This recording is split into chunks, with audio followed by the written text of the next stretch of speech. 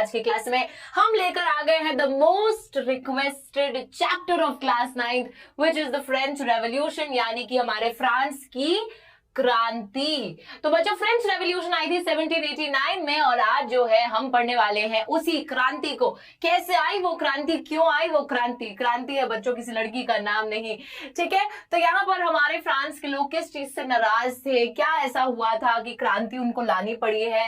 So will see all of that, will cover each and every aspect of the French revolution and it is a very very interesting chapter और आज इसका introduction होने वाला है।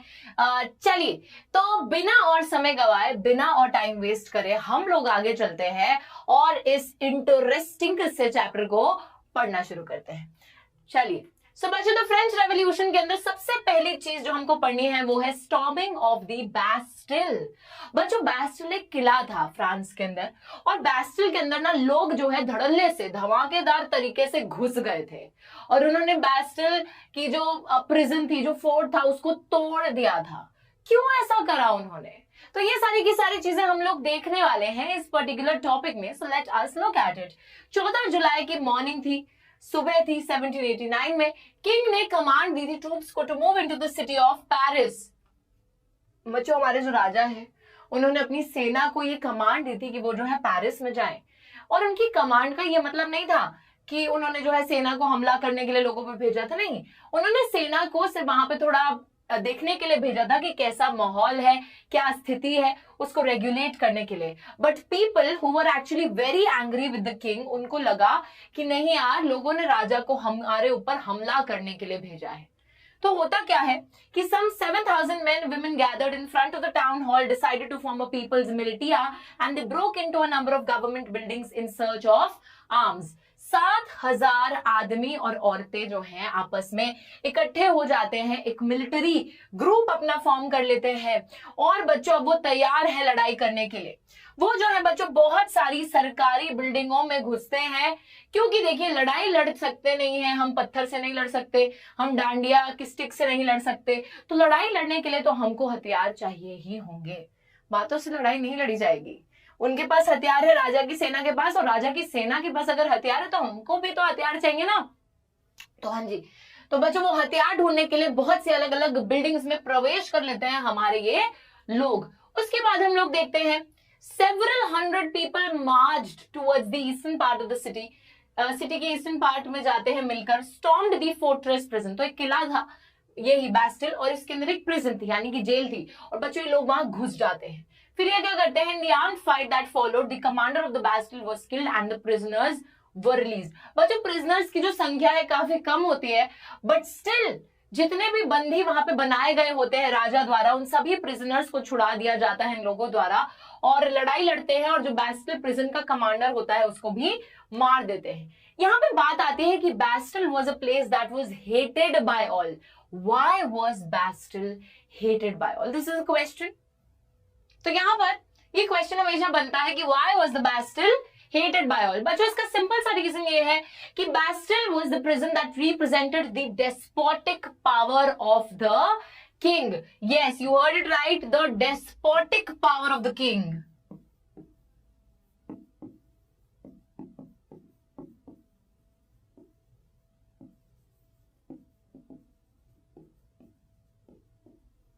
Despotic power of the king का मतलब यह है बच्चों कि उस टाइम पे जो राजा थे, जिनके बारे में अभी हम बहुत ज्यादा चर्चा करने वाले हैं, तो वो राजा जो थे ना, वो एक ऐसी पर्सनालिटी थे जिनको लोग बिल्कुल भी पसंद नहीं करते थे। राजा को सब हेट किया करते थे। और बच्चों उसी राजा की जो पावर्स थी, जो शक्तियां थी, वो काइंड ऑफ एब्सोल्यूट शक्तियां थी कि वो राजा जो है कुछ भी कर सकते थे इन एन एब्सोल्यूट सेंस। और उसी चीज को डेस्पोटिक पावर बोला गया है कि जब आप आपकी पावर्स इस तरीके से एक्सरसाइज कर रहे हो कि उसमें कोई लिमिटेशन नहीं है, कोई पाबंदी नहीं है, इन एन एक्सट्रीम सेंस। सो यहाँ पर वही सब चल रहा था। तो इसे despotic power of the king को रिप्रेजेंट करता था ये बैस्टिल प्रिजन। और बच्चों people were really angry with it. तो लोग इतने ज्यादा गुस्सा थे कि बच्चों होता है ना, क्या होता है, जैसे अगर मैं कभी अपने भाई से नाराज हूं तो मैं क्या करती हूँ, उसका फोन छुपा देती हूँ, या कुछ कुछ केसेस में तो बहुत ज्यादा गुस्सा आ जाता है तो उसकी कोई चीज मैं तोड़ दूं। या मेरे को एक बार याद है कि मेरे छोटा भाई जो है उसको मेरे ऊपर बहुत गुस्सा आया था, तो मैंने एक पेंटिंग बनाई थी, उसने उस पेंटिंग को फाड़ दिया, तो फिर मैं रो पड़ी।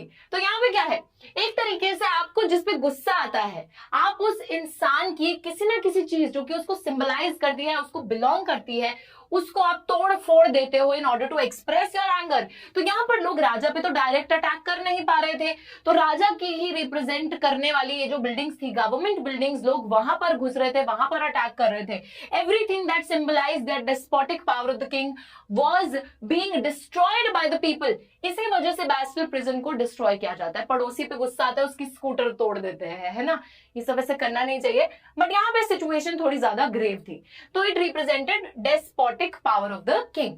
फोर्ट्रेस जो किला है उसको पूरा डिमोलिश कर दिया जाता है और बच्चों उसके स्टोन फ्रैगमेंट्स को मार्केट में बेचा जाता है। अब किला तो टूट गया, बच गए पत्थर। अब पत्थर को क्या, पत्थर को बेच रहे हैं। पर मैम लोग कितने बेवकूफ है, कोई भी पत्थर को खरीद क्यों रहा है? क्योंकि बच्चों एक तरीके से जो पत्थर है, दीज आर द सोवेनियर्स।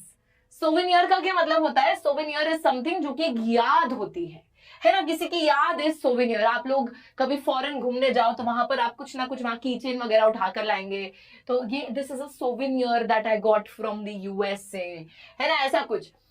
ठीक है, तो सोवेनियर एक याद है, तो हमने वो फोर्ट्रेस प्रिजन तोड़ी है तो उसकी याद है वो छोटे छोटे फ्रैगमेंट्स, और उनको जो है मार्केट में बेचा जाता था। ये दर्शाती थी वो सोवेनियर कि हाँ, हमने राजा की एक बहुत अहम फोर्ट्रेस प्रिजन को तोड़ दिया है, डिमोलिश कर दिया है, खत्म कर दिया है, ऑल ऑफ दैट। चलिए नाउ, ये तो बच्चों आपको सिनेरियो समझ में आया है। अब हम चलेंगे फ्लैशबैक में। ये जो चीज हुई है ये क्यों हुई है, क्या कारण है इसके पीछे, वो अब हमें जानने को मिलने वाला है। मतलब कि यहां पर हमने देखा कि बैस्टिल, अच्छा अभी तक रिवाइज करते हैं कि हो क्या रहा है फ्रांस के अंदर। हमने देखा बच्चों कि राजा ने अपने ट्रूप्स को भेजा, जिसकी वजह से लोग बहुत गुस्सा हो गए, बिकॉज पीपल थॉट कि जो ट्रूप्स आ रहे हैं, जो सेना आ रही है, ये सेना एक तरीके से हमारे ऊपर अटैक करने के लिए आ रही है, बिकॉज लोगों को राजा पे शक था। बच्चों आपको जो इंसान पसंद नहीं है, जिसपे आपको शक है, वो इंसान कुछ भी करेगा ना तो आपको लगेगा कि हाँ, ये हमारे खिलाफ कुछ गलत ही करना चाहता है। सेम सिचुएशन फ्रांस के लोगों की थी, तो उन लोगों ने मिलकर एक मिलिटिया फॉर्म करा। वो लोग जो हैं अलग अलग गवर्नमेंट बिल्डिंग्स में घुस गए हथियार ढूंढने के लिए, और वो मार रहे हैं, पीट रहे हैं हमारे राजा के जितने भी कमांडर्स हैं, उनको बैस्टिल प्रिजन में घुस जाते हैं। वहां पर जो जितने भी बंदी होते हैं, 7 लोग वहां प्रिजन के अंदर होते हैं, और 7 लोग तो कितना कम अमाउंट है, लेकिन उन 7 के 7 लोगों को आजाद कर देते हैं, जेल से निकालते हैं और वहां के कमांडर को मार देते हैं। और बच्चों एक तरीके से बैस्टिल को सब हेट इसलिए करते थे because it showcased the despotic power of the king, because the king used to rule in an absolute sense and people never used to like that. So इसी वजह से उसके जो स्टोन फ्रैगमेंट्स बचते हैं, जो बचे कुछ पत्थर बचते हैं, उसको मार्केट में बेचा जाता है एज अ सोवेनियर। सो यहाँ पर हम देखते हैं कि ये सब चल रहा है, लेकिन ये सब हुआ क्यों है, तो उसके पीछे का फ्लैशबैक अभी हम देखने लगेंगे। French society during the late 18th century. अब जो कहानी शुरू होती है ये असली कहानी है, ये कहानी आपको बताएगी कि जो कुछ बैस्टिल प्रिजन में हुआ है वो हुआ क्यों है। तो बच्चों during the late 18th century की जब हम लोग बात कर रहे हैं, so this is the time period of 1780s 1790s। उस टाइम पर हमारे फ्रांस का समाज किस प्रकार था, ये भी जानना बहुत ज्यादा जरूरी है। सामाजिक तौर पर क्या हो रहा था, क्या चल रहा था, चलो देखते हैं। सो इन 1774 ये रहे बच्चों हमारे शहंशाह राजा। तो ये है लुई 16 जो कि बर्बन फैमिली को बिलोंग करते थे। अब ये बर्बन फैमिली कौन सी है मैम? ये तो वही बिस्किट वाली फैमिली है जिसको हम रोज शाम को चाय में डुबो के खाते हैं। बच्चों नहीं, ये बर्बन फैमिली जो एक रॉयल फैमिली थी फ्रांस की, और उसी रॉयल फैमिली को बिलोंग करते थे लुई 16, जो कि ये रहे राजा। थोड़े मोटे से लग रहे हैं क्योंकि इनके पास पैसे की कोई कमी नहीं है, खाते पीते घर से आते हैं। तो लुई 16 जो है ही ascended the throne of France. ये जो है फ्रांस की राजगद्दी पे आके विराजमान हो जाते हैं। इन्हीं के खिलाफ हेट्रेड बढ़ेगी, क्यों बढ़ेगी देखिए। लेकिन बच्चों यहाँ पर होता क्या है, लुई 16 सिर्फ 20 साल के थे। ये तो काफी बूढ़े लग रहे हैं, बाद की पिक्चर होगी। 20 साल के थे एंड इनकी जो शादी है वो भी हो चुकी थी, 20 साल में शादी हो चुकी थी। किससे? प्रिंसेस से हुई थी, और ये प्रिंसेस थी मेरी एंटोनेट जी। तो मेरी एंटोनेट को जो है शादी करके वो जो है आ गए थे, राजा भी बन चुके थे। इतनी अर्ली एज में उन्होंने कितना सब कुछ हासिल कर लिया है, बीवी भी है, वो भी प्रिंसेस, राजगद्दी भी है, लेकिन जो चीज नहीं है जो कि राजा के पास होनी चाहिए, पैसा, वो इनके पास नहीं है। क्यों? क्योंकि बच्चों जब ये आते हैं तो इनको मिलती है एक एम्प्टी ट्रेजरी। हो गई टाइम टाइम फिस। क्योंकि हमारे राजा तो सोच कर आए थे, अरे राजगद्दी बीवी, क्या हम ऐश करेंगे, क्या राज करेंगे। लेकिन बच्चों जब ये राजगद्दी पे बैठते हैं तो इनको पता चलता है कि फ्रांस की जो तिजोरी है वो तो खाली है, खाली तिजोरी है। क्यों हुई ये तिजोरी खाली?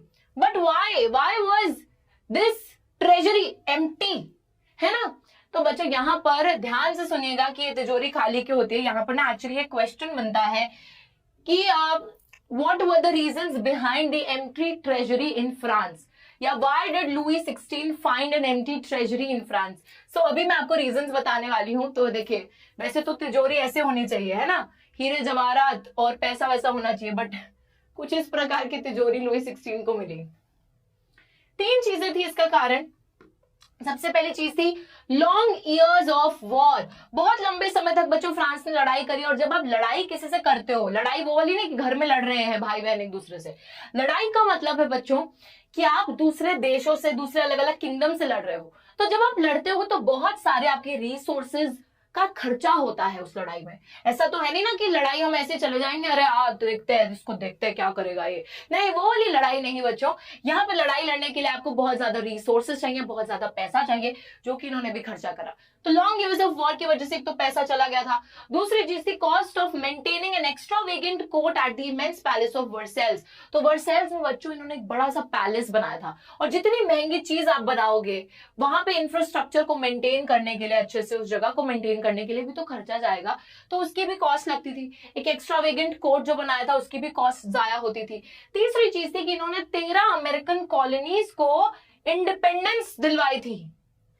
बहुत बढ़िया। तो अमेरिका के अंदर भी बच्चों कॉलोनाइजेशन हो रखा था, कब्जे में थी वो अमेरिकन कॉलोनीज, और उनको आजाद कराने में फ्रांस ने बहुत अहम रोल प्ले करा। लेकिन उनको तो आजाद करा दिया, खुद बेचारे यहाँ पर पैसा सारा गवा बैठे। तो इन 3 रीजंस की वजह से फ्रांस के अंदर एम्प्टी ट्रेजरी होती है। और अब राजा जी करेंगे क्या, देखिए उसी के साथ तो एम्प्टी ट्रेजरी पाई गई। दूसरी चीज यहाँ पर क्या थी बच्चों, फ्रांस की जो समाज था, फ्रांस की जो सोसाइटी थी, वो थी एक सोसाइटी ऑफ एस्टेट्स। काफी ज्यादा भारी डिवीजन हो रखा था सोसाइटी में, काफी ज्यादा विभाजन हो रखा था। सोसाइटी जो है बच्चों 3 ग्रुप्स में बटी थी, first estate, second estate, third estate. First estate के अंदर होते थे क्लर्जी के लोग। क्लर्जी के लोग कौन होते हैं? जैसे जो चर्च और चर्च से रिलेटेड लोग होते हैं, वो एक तरीके से हायरार्की की जब हम बात करते हैं, लेवल की जब हम बात करते हैं, तो सबसे ऊंचे लेवल पर चर्च के लोगों को माना जाता था। जो प्रीस्ट है, फादर है, मदर है, ये सारे के सारे चर्च के जो लोग थे, क्लर्जी के लोग, वो फर्स्ट एस्टेट के। सेकंड एस्टेट यानी कि उस क्लर्जी से थोड़ा सा नीचे आती थी नोबिलिटी। नोबिलिटी होती थी जैसे राजा महाराजा, उनके रिश्तेदार वगैरह, जो हाई क्लास के लोग थे, जो नोबल्स थे। अब आता था थर्ड एस्टेट, जो समाज में सबसे नीचे तबके पे आता था। थर्ड एस्टेट के अंदर भी ऐसा नहीं है कि गरीब ही गरीब भरे हुए थे। थर्ड एस्टेट के अंदर बहुत मिक्स्ड टाइप की पॉपुलेशन थी, अमीर भी थे, गरीब भी थे। तो हम देखते हैं कि यहाँ पे बिग बिजनेसमैन है, मर्चेंट्स हैं, जो ट्रेडर्स हैं, कोर्ट ऑफिशियल्स हैं, लॉयर्स भी हैं, उसी के साथ हमारे किसान भी हैं, आर्टिसंस भी हैं, जो अलग अलग आर्ट वगैरह वाली चीजें भी करते थे, बच्चों बनाते थे बहुत सारी चीजें। और साथ ही में यहाँ पर हमारे small peasants, landless labourers, servants, तो एक जो निचला वर्ग भी होता है, गरीब वर्ग, वो भी यहाँ पे मौजूद था। और बिल्कुल अमीर लोग भी कुछ कुछ थे, जैसे बिजनेसमैन, ट्रेडर्स एंड ऑल। अब ठीक है, कोई नहीं, हर सोसाइटी में इकोनॉमिक डिवीजन होता है, हर सोसाइटी में एक हायरार्कियल डिवीजन होता है कि सबसे ऊपर क्लर्जी है, फिर नोबिलिटी है, फिर थर्ड एस्टेट के लोग हैं, डिफरेंट डिफरेंट। बट हुआ क्या था, okay, only the members of the third estate paid taxes.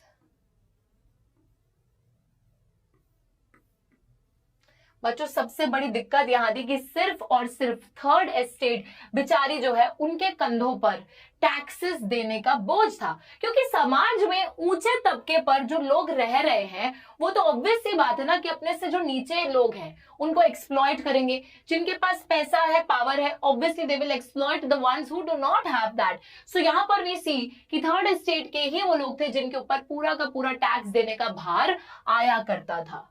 The society of estates was part of the feudal system that dated back to the Middle Ages.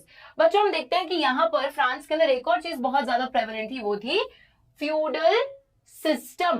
Feudal system क्या होता था? जैसे feudal lords हुआ करते थे। बच्चों feudal lords होते थे जिनके पास बड़ी बड़ी जमीनें होती थी। ये फ्यूडल लॉर्ड है और ये खुद अपनी जमीनों पर काम नहीं करते थे। ये अपनी जमीनों पर काम कराने के लिए दूसरे पेजेंट्स वगैरह को बुलाते थे जो लेबर की तरह इनकी जमीन पे काम करते थे और उनको ये एक तरीके से बहुत ज्यादा एक्सप्लॉइट करते थे। ठीक है, उनको मतलब थोड़ा बहुत पैसा तो देते थे काम करने के लिए, बट एक्सप्लॉइट बहुत ज्यादा करते थे। So that was the feudal system that was pretty prevalent in France at that particular time. And बच्चों इस पूरे टाइम को फ्रांस के अंदर, जो कि रेवोल्यूशन से पहले का समय है, उसके लिए बच्चों एक टर्म का उपयोग किया जाता है which is the old regime. Old regime is the term that is used to describe society institutions of France before 1789. बहुत सारे क्वेश्चंस यहाँ पर ऑलरेडी बन गए हैं। हम लोग फ्लैशबैक में चले, हमने देखा कि लुई 16 आए हैं, उनकी शादी हो रखी है, वो राजगद्दी पे बैठ चुके हैं, पर दिक्कत है कि उनको एक एम्प्टी ट्रेजरी मिली है। एम्प्टी ट्रेजरी क्यों मिली है? क्योंकि उन्होंने अमेरिका की 13 कॉलोनीज को इंडिपेंडेंस दिलवाई थी। वर्सेल्स का कोर्ट के मेंटेनेंस में पैसा जाता है। और साथ ही में बच्चों हमने एक और रीजन क्या देखा था? हमने एक और रीजन देखा था कि हमारा जो फ्रांस है उसने लॉन्ग ईयर्स ऑफ वॉर के लड़े हैं, जिसकी वजह से उसका बहुत सारा पैसा जाया हो चुका है। उसके बाद हमने देखा कि फ्रेंच सोसाइटी के अंदर काफी ज्यादा डिविजन्स हैं। एक अपर लेवल पे लोग हैं, एक लोअर लेवल पे, फिर उससे लोअर लेवल, तो एक तरीके से समाज में बहुत विभाजन है। एस्टेट्स का डिवीजन है, first estate clergy, second estate nobility, third estate is a mix of rich and poor people. लेकिन पूरा का पूरा बर्डन टैक्स देने का थर्ड एस्टेट के लोगों पर है। उसी के साथ साथ हमने यहाँ पर देखा कि फ्यूडल सिस्टम एग्जिस्ट करता था, फ्यूडल लॉर्ड्स होते थे, उनके सर्वेंट्स होते थे। And then we also talked about the old regime. तो इस पर ना अलग अलग क्वेश्चन बन सकते हैं। ओल्ड रेजिम क्या है? द टाइम पीरियड जो कि रेवोल्यूशन से पहले का टाइम पीरियड है, जिससे कि हम फ्रांस के इंस्टीट्यूशंस और समय को डिस्क्राइब करते हैं, सोसाइटी को डिस्क्राइब करते हैं before 1789। Very very very very important. हाँ चलिए, तो मैंने यहाँ तक आपको सारा का सारा फ्लैशबैक के बारे में ही बता रही हूँ और एक रिकैप भी दे दिया है। अब आगे देखते हैं क्या है। Okay, members of first state clergy nobility को सर्टेन प्रिविलेजेस मिले थे बाय बर्थ, जैसे कि अनन्या पांडे, जानवी कपूर को मिले हैं।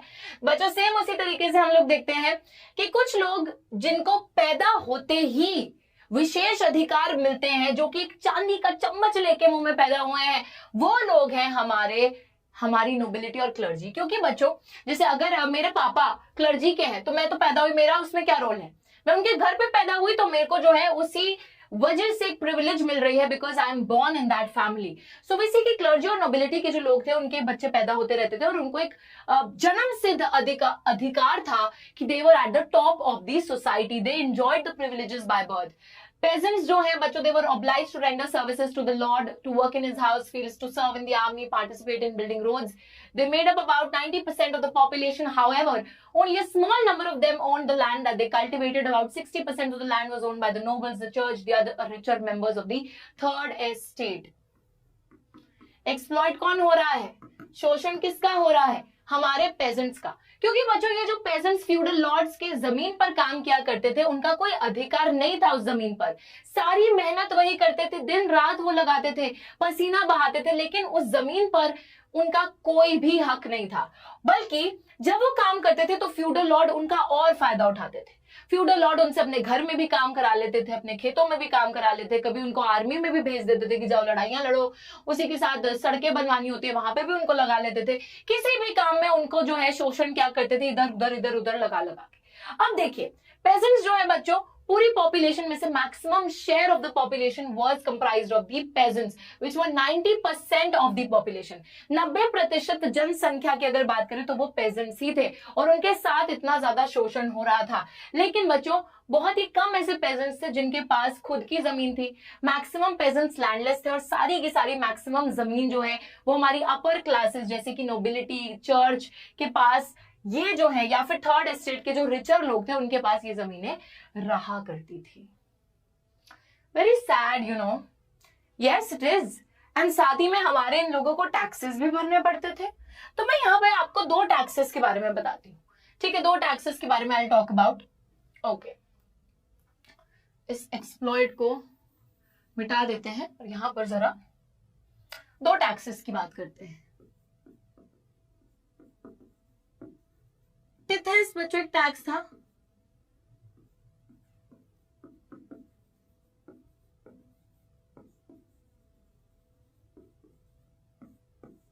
टिथेस एक ऐसा टैक्स था जो कि चर्च इनसे लिया करता था, और एक दूसरा टैक्स था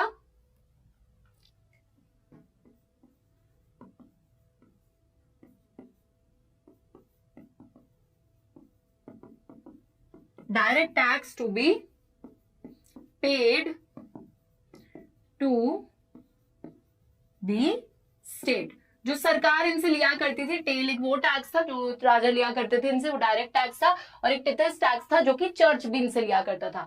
तो टिथेस और टेल देने के साथ साथ बच्चों there were a number of indirected taxes, indirected बोल रही हूँ, indirect taxes as well. There were also many indirect taxes that they had to pay, जो कि इनकी नॉर्मल कमोडिटीज के ऊपर होते थे, कि जो भी चीजें खरीदने जा रहे हैं उनके ऊपर भी टैक्स लगा होता था। तो वो तो आप नॉर्मल पैसा दे रहे हो तो उसमें से टैक्स भी कट जाता था, ठीक है। तो इनडायरेक्ट टैक्सेस के साथ साथ टिथेस टेल ये सब इनको देना पड़ता था। काफी ज्यादा बोझ, काफी ज्यादा बर्डन इनके ऊपर आ गया है। तो बच्चों अभी आपको दिख रहा है, एक दिक्कत आपको दिख रही है कि सोसाइटी के अंदर क्या है। वो दिक्कत ये है कि थर्ड एस्टेट के लोग जो कि मैक्सिमम पॉपुलेशन को कवर करते हैं, they are actually giving a lot of taxes, and the problem is that they are the only ones who are giving taxes.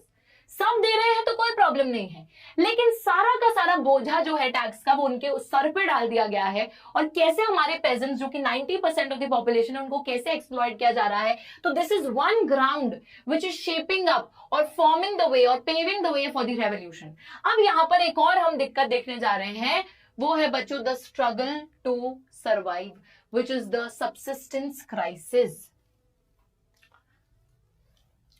First of all, let us not look at this. मैं आपको बहुत जल्दी समझा दूंगी, ये बात काफी simple है। I will just write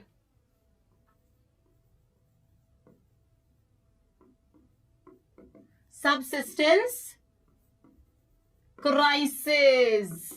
बच्चों ये subsistence crisis होता क्या है? Subsistence crisis एक एक्सट्रीम सिचुएशन है। It is an extreme situation where the basic means of livelihood are endangered। क्या मतलब समझ में आया बच्चों? एक ऐसी घातक स्थिति, एक इतनी एक्सट्रीम सिचुएशन जहां पे आपकी जो बेसिक मीन्स ऑफ लाइवलीहुड है, जो ऐसी चीजें हैं जिनसे आप जीवन यापन अपना करते हो, जीवन गुजारते हो, रोटी कपड़ा मकान जो कि हर इंसान को चाहिए, उसके बिना जीवन नहीं गुजर सकता। तो ये जो बेसिक मीन्स ऑफ लाइवलीहुड है, जब उन पर एक खतरा मंडराने लगता है, जब वही चीजें खतरे में आ जाती हैं, तो बच्चों that particular situation is known as a subsistence crisis, जो कि इस टाइम पे आ जाता है फ्रांस में। कैसे देखते हैं, तो लोग जो है संघर्ष कर रहे हैं सर्वाइव करने के लिए भी, जीने के लिए भी। पॉपुलेशन बढ़ती है, 23 मिलियन से 28 मिलियन हो जाती है। 23 मिलियन से 28 मिलियन पॉपुलेशन बहुत ज्यादा बढ़ जाती है बिटवीन 1715 टू 1789। इसकी वजह से बच्चों ज्यादा से ज्यादा लोग हैं, पॉपुलेशन बढ़ गई है, तो ऑब्वियसली डिमांड जो है फूड ग्रेन्स की, खाने की जो मांग है वो और ज्यादा बढ़ेगी। बट होता क्या है कि बच्चों जब डिमांड बढ़ती है, इकोनॉमिक्स का एक फंडा है कि जब किसी चीज की डिमांड बढ़ती है और आपके पास उतनी सप्लाई नहीं है उसको पूरा करने के लिए, तो प्राइस जो है वो भी बढ़ जाता है। ज्यादा डिमांड ज्यादा प्राइस। और जो ब्रेड का प्राइस था, ब्रेड एक ऐसी चीज थी जो स्टेपल डाइट थी फ्रांस के लोगों की, विच दे यूज्ड टू कंज्यूम, हर मील के साथ ब्रेड खाया करते थे। तो बच्चों जो स्टेपल डाइट है फ्रांस की ब्रेड, उसका दाम बहुत ज्यादा बढ़ जाता है। अब ठीक है, चलो दाम भी बढ़े, कोई दिक्कत नहीं है, पॉपुलेशन बढ़ी, डिमांड बढ़ी खाने की, प्राइस बढ़ा। लेकिन प्राइस अगर बढ़ रहा है कमोडिटीज का, तो अगर आपकी इनकम भी बढ़े प्राइस के साथ, तब तो कोई दिक्कत नहीं होनी चाहिए। लेकिन अगर आपकी इनकम नहीं बढ़ रही है और सिर्फ चीजों के दाम बढ़ते चले जा रहे हैं, बढ़ते चले जा रहे हैं, तो दिक्कत की बात है कि नहीं? बहुत ज्यादा दिक्कत की बात है। तो होता क्या है, बहुत से वर्कर्स लेबरर्स की तरह वर्कशॉप्स में काम करते थे, जिनके ओनर्स ने उनकी वेजेस को फिक्स कर रखा था। बच्चों, आपको आज भी 10,000 मिल रहे हैं और आप जो है सामान खरीद रहे हो, कल भी आपको 10,000 मिल रहे हैं, लेकिन जो आप सामान पहले खरीद रहे थे उसका दाम बढ़ चुका है। So now you have the same money, you are earning the same money and your wages did not keep pace with the rise in prices. So now आप एक तरीके से पहले के मुकाबले गरीब हो गए हो। पहले आपको उतने ही पैसे मिल रहे थे, आप सामान खरीद रहे थे, अब आपके पैसे उतने ही हैं, लेकिन आपको सामान का जो दाम है वो और ज्यादा देना पड़ रहा है। There is a big problem in that. Wages did not keep pace with the rise in prices. Gap between poor and rich widened. अमीर तो खरीद लेते थे, गरीबों के लिए और ज्यादा दिक्कतें बढ़ गई। तो यहां पर हम देखते हैं wages didn't increase, जिसकी वजह से the rich became richer and the poor became poorer. जो उनके बीच का गैप है वो और ज्यादा बढ़ गया। तो this is how subsistence crisis took place. Harvest अच्छा नहीं आया, क्रॉप अच्छा नहीं उग पाया, जिसकी वजह से सप्लाई, स्कैसिटी ऑफ ग्रेन्स का मतलब है ग्रेन्स की कमी है, सप्लाई की कमी है, मार्केट में सप्लाई कम है और फूड प्राइस जो है उससे प्राइस जो है उससे राइज हो गया। प्राइस राइज होगा तो अभी जो गरीब लोग हैं वो ब्रेड नहीं खरीद पाएंगे। अगर बच्चों एक गरीब खाना नहीं खरीद पाएगा तो क्या होगा, बहुत से लोग जो है लड़ेंगे खाने के लिए, फूड राइट्स होंगे, दंगे होंगे खाने को लेकर। खाने की कमी है, खाना तो चाहिए जीने के लिए, तो लोग लड़ना शुरू करेंगे, दंगे हो जाएंगे मार्केट में घुस घुस के, अरे 2 पैकेट ब्रेड के पड़े हैं और 10 लोग उसको लेने वाले हैं, सब आपस में लड़ेंगे। उसी के साथ जो नहीं खा पाएंगे वो जो है वीक पड़ जाएंगे, कमजोर हो जाएंगे। बच्चों, फूड राइट्स के होने से क्या होगा, बहुत से लोगों की जानें जाएंगी, और अगर लोग कमजोर हो जाएंगे तो उससे लोगों को बीमारियां लग जाएंगी, जिसकी वजह से भी जानें जाएंगी। तो this was how the subsistence crisis was happening in France. त्राही है, बहुत सारी दिक्कतें हैं। हमने देखा पॉपुलेशन बढ़ी, पॉपुलेशन बढ़ने के साथ साथ डिमांड बढ़ी, बट सप्लाई ज्यादा है नहीं, वेजेस भी नहीं बढ़ रही हैं। एक गरीब इंसान के लिए चीजों को खरीदना बहुत ज्यादा मुश्किल हो गया है, दंगे हो रहे हैं, कमजोर पड़ रहे हैं वो लोग, जिसकी वजह से वो मर रहे हैं, कुछ को बीमारियां लग रही हैं। ये सारी की सारी चीजें फ्रांस में हो रही थी। This is again yet another reason जिसने बच्चों रेवोल्यूशन के लिए एक रास्ता और खोल दिया है। लोग ऐसे सिचुएशन में रहेंगे तो उनको गुस्सा नहीं आएगा राजा के खिलाफ, आप होते मैं होती सबको गुस्सा आता। आगे देखिए, अब बच्चों सबसिस्टेंस क्राइसिस भी दूसरा वो हो गया,